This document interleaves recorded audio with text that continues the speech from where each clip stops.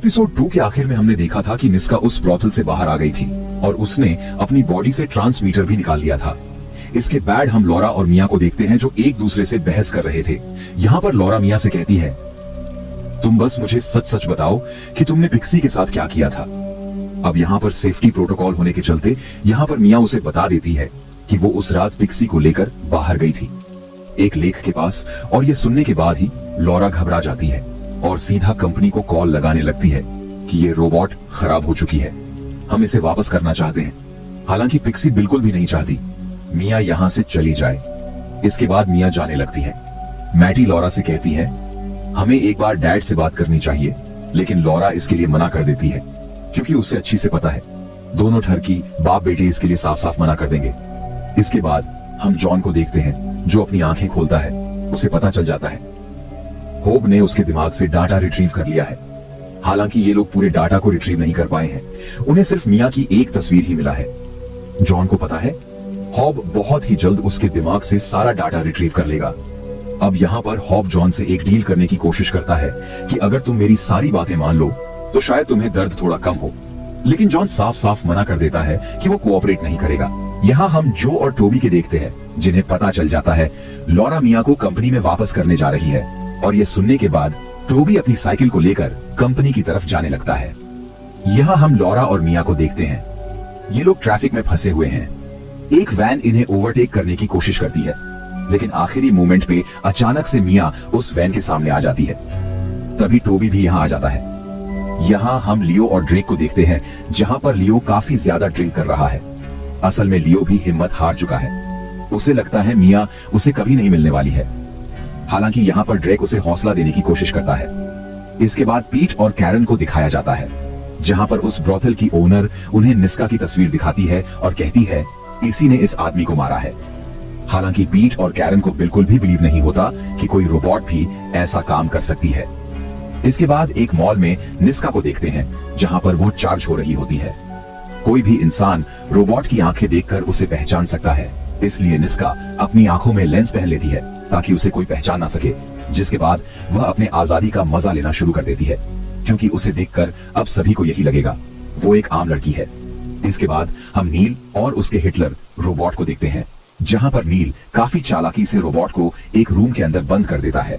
और इसके बाद नील सीधा ओडी के पास जाता है और वहां पर वो ओडी को पहले टर्न ऑन करता है और गाड़ी से लेकर वहां से जाने लगता है। अब इंजन का साउंड सुनने के बाद रोबोट को भी पता चल जाता है कि उसे बेवकूफ बनाया गया है, जिसकी वजह से वो गुस्से में दरवाजा तोड़कर सीधा नील को पकड़ने जाती है। लेकिन पकड़े जाने से पहले ही ओडी और नील यहाँ से निकल जाते हैं। इसके बाद हम जो टोबी और मिया को देखते हैं, जहाँ पर मिया उन्हें कुछ रोबोट वाले बैंडेज देती है और कह देती है उसे ठीक करने के लिए कंपनी ले जाने की कोई भी जरूरत नहीं है, बस आप लोगों को ये बैंडेज मेरे शरीर पर लगाने होंगे। और ये सुनने के बाद ही टोबी के मन में लड्डू फूटना शुरू हो जाते हैं। हालांकि जो यहाँ पर टोबी से कहता है वो यह काम अकेला ही करेगा। फिर जो मिया के कपड़े को उतारने की कोशिश करता है, लेकिन वो कर नहीं पाता। इसीलिए मिया खुद ही अपने कपड़े को उतारकर जो के हाथ में थमा देती है। दूसरी तरफ लॉरा घर पे वापस आ रही होती है और दूसरी तरफ यहाँ पर जो मजे ले रहा है, और टोबी भी यहाँ पर ये सारा कार्यक्रम खुद भी देख रहा हुआ होता है। ये तो बस ट्रेलर है, आगे आपको जो के और भी कारनामे देखने को मिलेंगे। Back to death story. यहाँ पर लॉरा को आते देख टोबी अपने रूम के अंदर चले जाता है। जो जब बाहर आता है तब वो लॉरा को देखता है। हालांकि यहाँ पर लॉरा को इस चीज का कोई भी भनक नहीं है जो ने अभी अभी क्या किया है। इसके बाद हम कैरन और पीट को देखते हैं, जहाँ पर इनके पास पुलिस चीफ आते हैं। यहाँ पर कैरन और पीट पुलिस चीफ को सारी बातें बता देती है कि किस तरीके से एक रोबोट ने एक आम आदमी को मार दिया है। पुलिस चीफ यहाँ पर साफ साफ कह देता है यह न्यूज बाहर नहीं जानी चाहिए और मैं यही चाहता हूँ तुम दोनों इस केस को जल्द से जल्द सॉल्व करो या बंद कर दो। इसके बाद एक रिपोर्टर पीट का इंटरव्यू लेने की कोशिश करता है, लेकिन यहाँ पर पीट उल्टा गुस्सा होकर उसे ही नीचे पटक देता है, जिसके वजह से पुलिस चीफ उसे वहाँ पर ही सस्पेंड कर देता है। इसके बाद हम निस्का, ड्रेक और लियो को देखते हैं, जहाँ पर निस्का इन दोनों से कहती है कि मैं अब तुम लोगों के साथ इस तरीके से छुप छुप के नहीं रहूंगी। अब मैं इंसान बनके इनके बीच ही रहूंगी और कोई भी मुझे रोक नहीं सकता। जो भी रोकने की कोशिश करेगा मैं उसे खत्म कर दूंगी। लियो और ड्रेक निस्का को समझाने की कोशिश करता है कि जॉन का फोन भी नहीं लग रहा, शायद वो पकड़ा गया है, लेकिन यहाँ पर निस्का किसी की भी नहीं सुनती, जिसकी वजह से ड्रैक उसे एक फोन पकड़ा देता है और कहता है कि टच में रहना। इसके बाद हम पीट की वाइफ और उनके रोबोट को देखते हैं और उन्हें देख के हमें पता चल जाता है और यहाँ पर इन दोनों का अलग ही सीन चल रहा है। तभी यहाँ पर पीट आ जाता है और यहाँ पर पीट काफी ज्यादा गुस्से में होता है क्योंकि वो सस्पेंड हो चुका है, इसीलिए वो रोबोट को काफी ज्यादा बुरा भला सुना देता है। इसके बाद हम ओडी और नील को देखते हैं जहां पर इन दोनों का एक्सीडेंट हो जाता है। अब यहाँ पर नील एक टफ डिसीजन लेता है। वो डिसाइड करता है वो यहाँ पर ओडी को हमेशा के लिए छोड़ के चला जाएगा। यहाँ हम मिया को देखते हैं जहां पर उसे लॉरा का टॉम नाम के एक बंदे के साथ पिक्चर मिला है और ये फोटो देखने के बाद अचानक से मिया के अंदर कुछ होना शुरू हो जाता है। इसके बाद हम लॉरा को देखते हैं जो डिनर बना रही होती है, लेकिन ध्यान हट जाने के चलते उसने जो केक को बेक करने के लिए रखा था वो जल जाते हैं, जो उसे तसल्ली देने की कोशिश भी करता है। ये अभी भी खाने लायक है, मैं इसे खा लूंगा। इसके बाद हम निस्का को देखते हैं जहां पर उसे क्लब में एक लड़का मिलता है और इस लड़के को यहाँ पर ये लग रहा है निस्का एक आम लड़की है। निस्का उसे इशारे करना शुरू कर देती है कि वो उसे अपने घर पे ले चले। वेल, इसके बाद हम मिया और पिक्सी को देखते हैं। यहाँ पर मिया पिक्सी को समझा रही होती है कि तुम्हारी माँ काफी ज्यादा दुखी है, इसीलिए आज की बेड टाइम स्टोरी तुम अपने मॉम से ही सुनो, उन्हें इससे अच्छा लगेगा।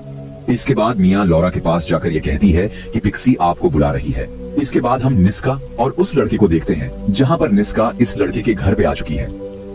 अब दोस्तों, निस्का ह्यूमन इमोशन को अच्छी तरीके से नहीं समझती, इसीलिए वो उस लड़के से डायरेक्ट कह देती है चलो इंटीमेट होते हैं। लेकिन वो लड़का कहता है हमें पहले एक दूसरे को जान लेना चाहिए, उसके बाद ये सब करेंगे।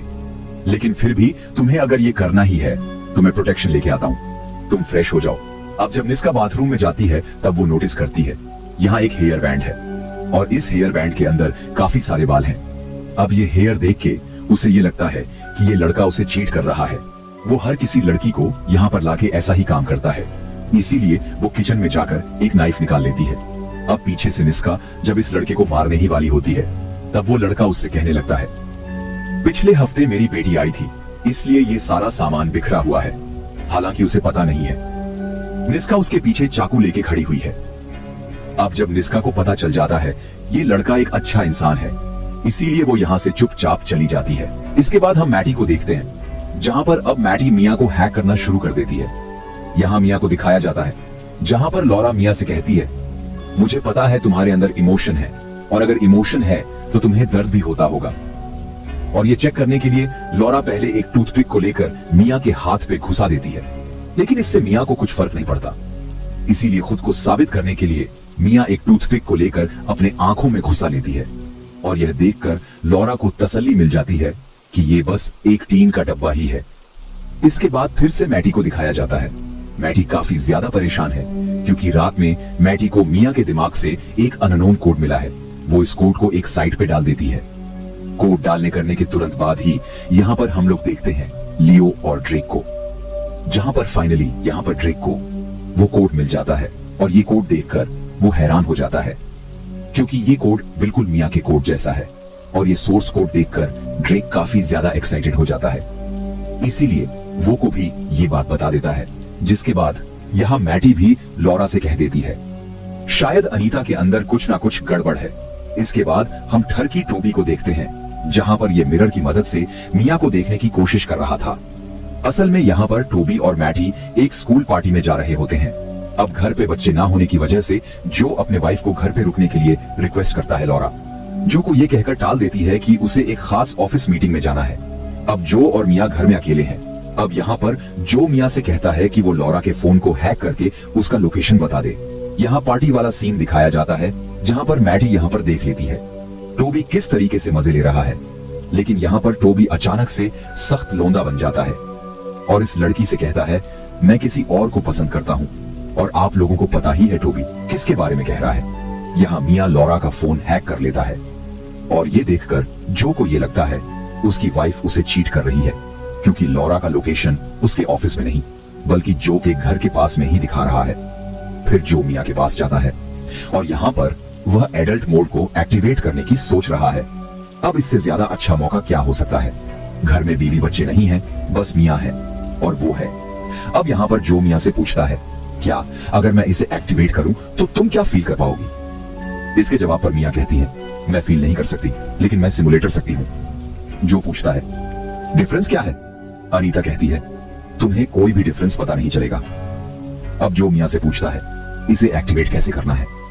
मिया कहती है तुम्हें वो मैनुअल देख के कोड बताना है और कोड डालने के बाद एडल्ट मोड एक्टिवेट हो जाता है और ये दोनों इंटीमेट होने लगते हैं। इसके बाद जो मिया से कहता है तुम इस मेमोरी को डिलीट कर दो और बिल्कुल भूल जाओ। हम दोनों ने ऐसा कुछ किया था। इसके बाद पार्टी का सीन दिखाया जाता है जहाँ पर कुछ लड़के एक रोबोट साथ जबरदस्ती करने की कोशिश करते हैं, क्योंकि उन्हें यही लगता है ये बस एक प्रोडक्ट है और ये बस खेलने की ही चीज है। हालांकि जब ये चीज मैटी नोटिस कर लेती है तब मैटी इन दोनों लड़कों को अच्छी तरीके से सुनाती है। इसके बाद नेक्स्ट डे मैटी उस साइट पे अब लॉग इन करती है। तब उसे एक मैसेज यहाँ पर मिलता है। इस मैसेज में लिखा है मैं तुम्हारी मदद कर सकता हूँ, क्या मिलना चाहोगे? यहाँ ड्रेक और लियो एक कैफे में मैटी का इंतजार कर रहे हैं। अब यहाँ पर ये दोनों यही एक्सपेक्ट कर रहे थे ये डेवलपर शायद कोई आदमी है, लेकिन जब उन्हें पता चलता है ये बस एक स्कूल की एक बच्ची है तब ये दोनों हैरान हो जाते हैं। अब यहाँ पर लियो मैटी से कहता है कि अगर तुम्हारे पास मिया है तो वो हमें दे दो, लेकिन इसके जवाब में मैटी कहती है हमने उसे पैसों से खरीदा है। इसके जवाब पे लियो कहता है उसे इलीगली मॉडिफाई किया गया था। इसके बाद निस्का को देखते हैं जहाँ पर रोड के पास कुछ पोस्टर्स देखती है।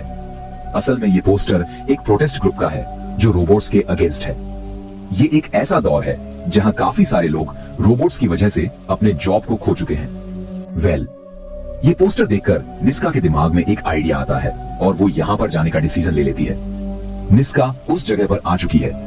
ये एक ऐसी जगह है जहां पर पैसों के बदले यहाँ पर रोबोट्स को किडनैप किया जाता है और उन्हें बुरी तरीके से पीटा जाता है। अब कांटेक्ट लेंस पहनने की वजह से सबको यही लगता है कि निस्का भी एक आम लड़की ही है।